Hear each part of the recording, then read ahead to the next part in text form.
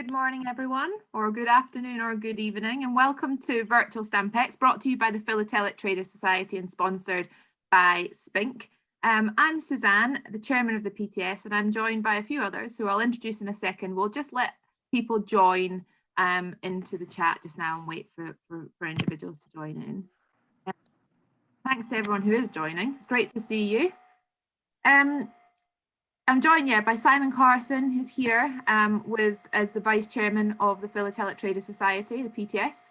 I'm also joined by Olivier Stocker, CEO and Chairman of Spink. Spink are our show sponsor, both for the virtual Stampex show and for the wider Stampex brand and upcoming physical show in London, and sponsors of the Spink Auditorium. So welcome, Olivier. We also have Marcus Orsi here, curator and lead for the Museum of Philately and the PTS Council member. Hi, Marcus. We have Corin Louis here from Corin Filler, sponsors of the new Collectors Lounge. And we have Richard Stock and Chris King, former president of the Royal Philatelic Society, and Richard Stock, current president of the Royal Philatelic Society of London. So thank you to everyone for joining us. Virtual Stampex is really about bringing the very best of philately to collectors all around the world, particularly at this very difficult time. But irrespective of whether people can travel, we want to make sure that we can bring the best talks, the best collectors, the best dealers, the best auction houses all to the world.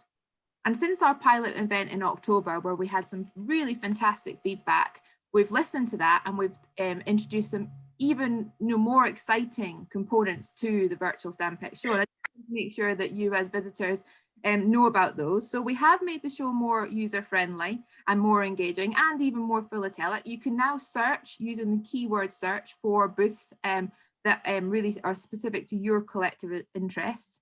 You can move between booths and chat rooms a little bit easier, and we have enhanced our live chat feature for the 72 hours, which means that you can even do multi-way video calls. So please make sure you do take advantage of that in each of the booths. We also have some new exciting attractions such as the Gold Booth Hall, where you'll find Gold PTS members, and as I mentioned, the new Collectors Lounge sponsored by Corin Filler and Henrik Coleman, where you'll find Meet the Team sessions and collector support sessions supported by the Royal Philatelic Society of London. We've made the exhibits a lot easier to find this time around because that was a very popular attraction at the October show. So you'll find a doorway straight from the lobby into the exhibits, and where you'll also find the Museum of Philately and some guided museum tours of that. And you'll be able to discover a little bit about that very controversial stiletto pencil mark on the back of the British Guiana 1 cent magenta at the Sotheby's stand. The ever popular Stampex talks are back. We have 14 talks in the Spink Auditorium, and there's a really exciting range of topics there for you to explore. So make sure you check out the schedule in the Spink Auditorium. Along with our ongoing partners, the American Philatelic Society, the RPSL, the Museum of Philately, and the ABPS, we're this time delighted to invite the FIAP and the Japan Philatelic Society to the show. And they have some exciting talks and they have booths at the show. You can explore and shop safely with over 80 booths, knowing that all of our booth reps are verified PTS members or PTS associates. There are lots of new names and a few familiar faces for you to meet at the show. Many of our PTS members, just to let you know, are also running some show offers, special deals, discount codes, and giveaways during the live event. So make sure you click into each of those and make the most of these special events. Let's hand over to our panel and find out a little bit more about what our key sponsors are planned for the event. We'll start with Olivier. Well, thank you very much, Susan, for the introduction.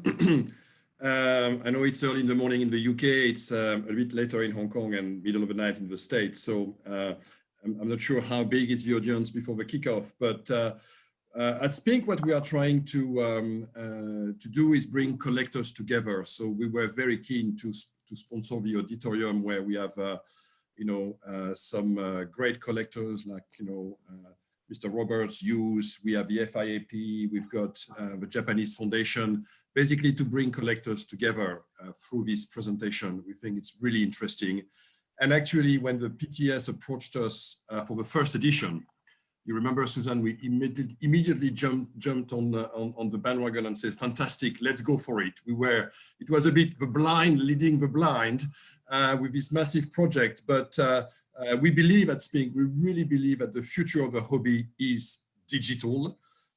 It's not the digital revolution, it's just a natural evolution. And I'm spending a lot of time beside that with the teams to make sure that even though we go digital, we keep the human touch. And that's so important in philately. So, all these seminars are a fantastic chance, but we must keep the human touch. And I always joke, if our server room is full, to be able to support that, at the same time as we build the server room, we must build our cellar. So we always have wine and whiskeys to welcome our friends, because the human touch is the second essential element, or the first, but in relation with digitalization. So we are there, we will support all the initiatives, and thank you to Stampex and PTS for organizing that. We are very honored and privileged to be your key sponsors and lead sponsor.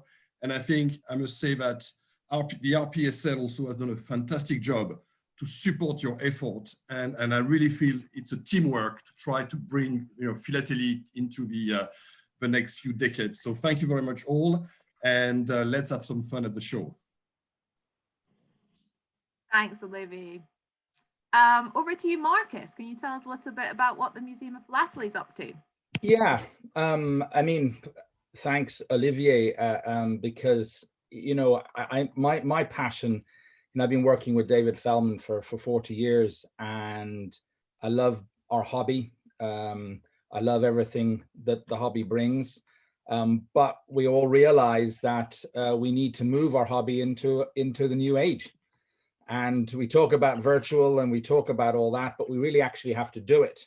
And we have to bring the young into that into our world again. So this is the passion of the Museum of Philately. Our aim is to showcase great collections, great collectors, and great rarities. Our passion, as I said before, is to look to the past great collectors, Ferrari, Burris, and so on, Caspari, to focus on the present, to work with people like the RPSL and so on, to build and help the collectors of today. And then to look to the future, which is the big challenge we all have. And, it's great to be with this audience today. In some ways, we're competitors in different ways, but we all have to work together, because it's the success of all of us that's going to be the success of the hobby going forward. So as much as, as I say, we are competitors, we do need to extend the hand of camaraderie, because our hobby needs us all. So the virtual idea, the museum, is to bring the vision is to draw in new collectors through the medium of the museum, through expertise, through presentations of collections. Yeah, that's what we have now coming forward is articles, blogs. We've just launched a new YouTube channel. We have our website. We have our Apple and Android apps. So we've just built a new team. So I'm thankful to Devlin Crook, to Isabel Klemke, and myself. We now have 3 people, which I've been holding the torch for the last couple of years, but we now have a new team. And finally, I'd like to thank our sponsors, David Feldman SA. Thank you. Thanks, Marcus. And I've just had a note here to say from a visitor that they love the Museum of Philately app, which is great. And another note, Olivier, to say a visitor here agrees completely that the human touch is great. But virtual Stampex is also really good to have as well. Please do it for the attendees that we have. If you do have any questions or comments, feel free to tap them away into the Q&A box. Carl Louis, Corin Filler, can we hear a little bit from what you have planned about the show and your bold move for backing us originally with virtual Stampex? You kindly have backed us with this new collectors lounge concept.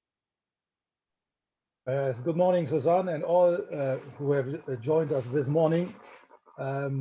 As you mentioned, I'm Carl Louis. I'm representing Corin Filler Auctions, the oldest stamp auction house in Switzerland, but not only Corin Filler, but also Heinrich Köhler, the oldest stamp auction house in Germany, and John Bull and H.R. Hamers, and our auction house in the Netherlands. So we are here, and here at Stampex now, we very much regret not to meet all of you personally in London as we did in the past. So difficult times, and so we have to develop new concepts. So well done for all the organizers. Thank you. So our topic is the launch, and we want to meet in the launch all of you who are interested, especially in British philately. I invite all of you to talk on British stamps, and this time we have one key topic which we want to talk about, and this is provenances. This is the card index which I have built up over the last nearly 35 years with nearly 100,000 items now recorded. I want to talk with you about provenances. We have also two talks in the launch about the benefits of provenances in regard of philatelic importance, and this at lunchtime, and tomorrow at today at lunchtime, tomorrow at lunchtime, and yes, I also offer a service for all visitors of Stampex to send me with a scan by email items which I can check within a few minutes, if I have provenances recorded for the items or not. And you will meet here all the 3 days. So that's from our side. Thank you. Fabulous. So hopefully lots of collectors will take advantage of that wonderful and unique opportunity. So thank you, Carlo. Richard, over to you then for the Royal, because I know you've been working very closely. Well, we all have been working very closely, but in particular around the Collectors Lounge and the Spink Auditorium to put on some new and exciting talks and collector support sessions. That's right. Thank you very much indeed, Suzanne. Good morning, everybody. Welcome from the Royal Philatelic Society, London. Firstly, may I say that we really do welcome the opportunity to participate in virtual Stampex, and in particular as an official partner. At our stand or booth, we will be offering information obviously about membership, the facilities and benefits that we offer to members, our collections and the library. We will also be giving information about the expertization of philatelic material. As far as the chat room is concerned, the facilities will be available for visitors' questions, and our topics will include starting, organizing and advancing collections, philatelic clubs and societies, information technology and philately, and displaying and exhibiting one's collection, both nationally and internationally.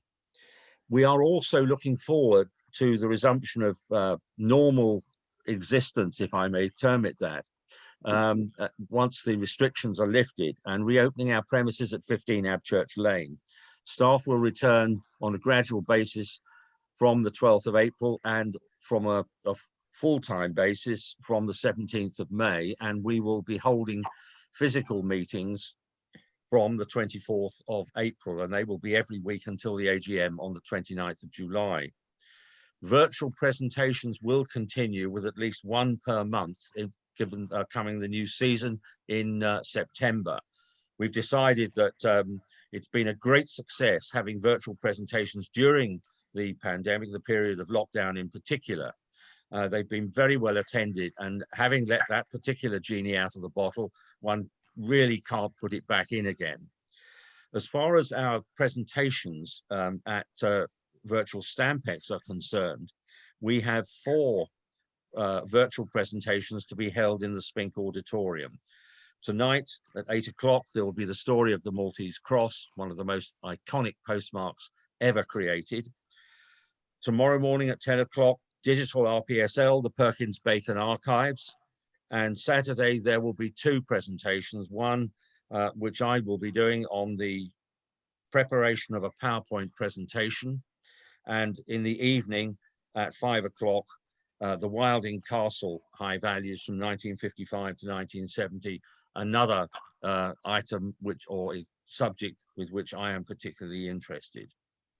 We are, of course, looking forward to a highly successful exhibition with a lot of participation from our members, and we have encouraged them and advertised the event so that we hope that many people from across the world will participate. Thank you for giving me the opportunity to attend this morning and to promote what we will be doing at Virtual Stampex. Thank you, Suzanne. Thanks, Richard. We did a check last night, UK time, and we have registrations from 96 countries around the world. So last time I think we were about 93, so we're already got more people from more countries represented, and which is a wonderful thing. We wouldn't have 96 different nations represented at the physical show. So just fantastic to have all these opportunities. Chris, did you want to say anything? Oh, just to say thank you to you, to Stampex, to Olivier for Spink support, to Marcus for the museum, and yes, the success of all of us is the success of the hobby as a whole. I think that's something we should remember as we look around the show today and look at who's supporting us. And I'm grateful also for Heinrich Köhler and Corinne Filler for supporting the lounge, and for all of our volunteers. You know, you put these shows on and there are hundreds of people standing behind the screen, and we should say thank you to all of those. So thank you to our sponsors. Thank you, Richard, our president, for telling us what's going on. And I hope everybody has a great show. Thanks very much indeed. Thanks, Chris. You're absolutely right. There's a lot goes on behind the scenes. I mean, I'm very proud of what the PTS team has done over the past few months, but for every booth and for every partner, there's another set of teams, you know, working away, as you said, for the greater good of the hobby. So yeah, a huge team effort with hundreds and hundreds of people involved in making sure it's a success. So thank you for that. Simon, while we're on the subject of thanks. Nice lead there, Suzanne, very good. I'm just sat here thinking none of this would be happening if it wasn't for everyone, both dealers, the collectors, the platforms, the sponsorship. It's just absolutely amazing how all this has come together. And during a pandemic, we've improvised and come up with a fabulous concept of this virtual show that's reached out to attract people from over 90 different nations to a hub that's based in the United Kingdom. And I think it also goes on to lead the fact that the PTS is very much in a position where it can become the, and I mean the, global player, leader of the philatelic industry at a professional level. That leads me on to the many thanks that we've highlighted, and forgive me if I miss any out here, but I have to particularly thank Isabel for all the background work that's been going on. Yeah. Suzanne as our chair, which I do honestly think in the last couple of years, you've revolutionized the PTS. The Philatelic Society in general, with all our council members and our meetings. Then I go on to our sponsors, Spink, who has to be, in the United Kingdom, one of the top organisations.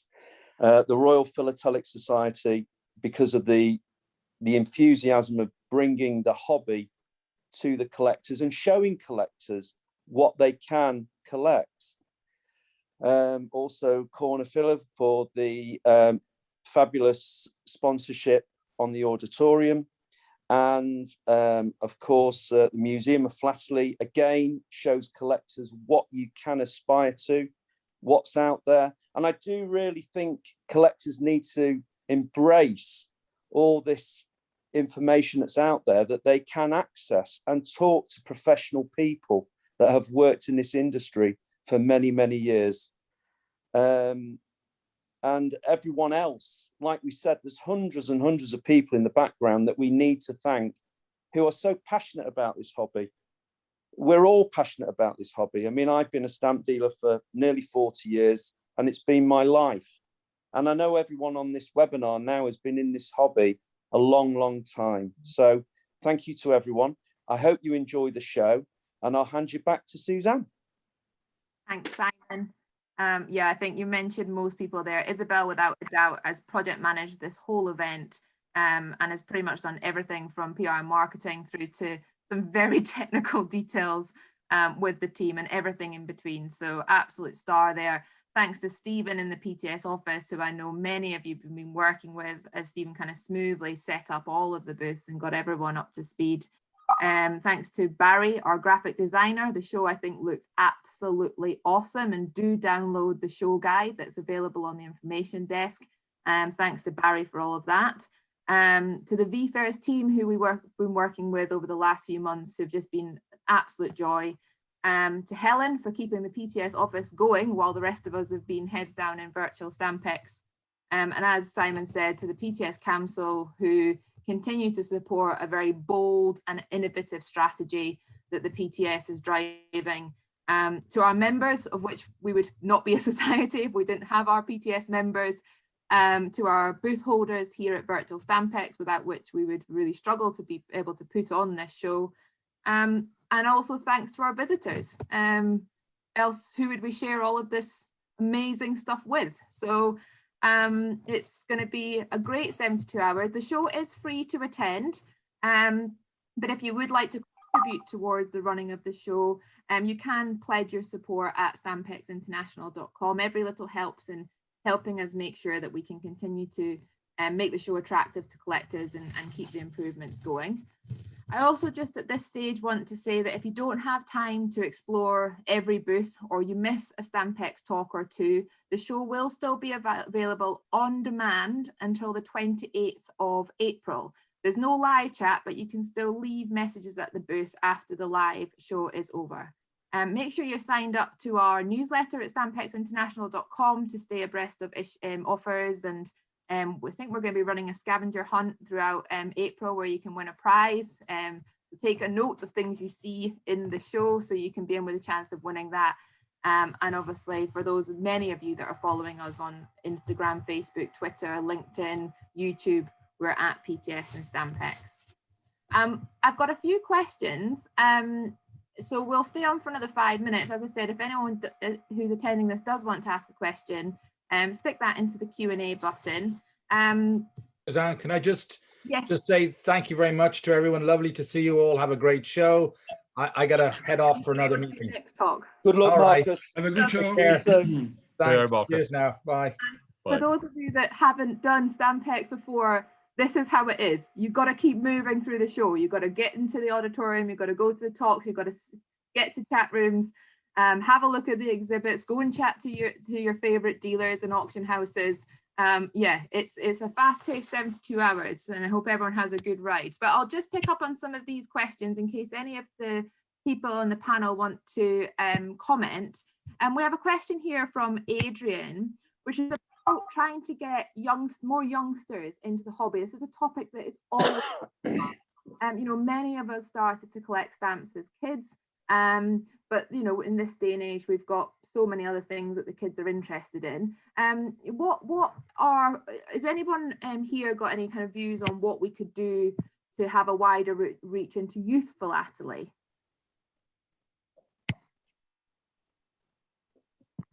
On the panel. Okay, well, let me just. No, I think we're all waiting for each other, I think. Yeah, exactly. you should put people on the spot, I think. Come on then, Chris, I'm putting you on the spot. Okay. I think our IT needs to be a heck of a lot better. Yeah. And I think we need to find our way into people's smartphones and iPads, and even if you could work it out into an Xbox, we need to get into places where we haven't been before. Yeah. And I think, obviously it's one of the main objectives. And I must say, since the hobby has moved digital, started to move digital 2-3 years ago, big time, certainly at Spink, just as an example, when we were doing a stamp auction, if we were having, 3 to 5 new bidders in an auction, because we are so well established, we know a lot of people, we were happy.